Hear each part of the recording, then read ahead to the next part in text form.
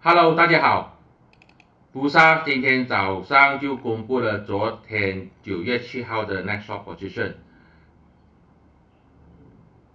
依然是完全没有变动的，也就是说6号跟7号呢，这个 next short position 是没有什么大的变动。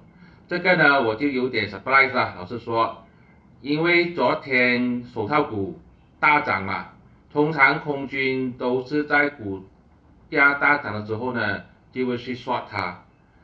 但是呢，昨天是没有什么 short，没有什么变动，这个呢是有点 surprise，也很大可能呢，空军已经是要准备收兵了，连股价上升它都不要去 short，这个对股价来说是一个非常好的事情。我们就静静的去继续观察，看一下这一两天，今天它会不会再去 short 它。这些都是我的个人看法，并没有任何的买卖建议。谢谢大家。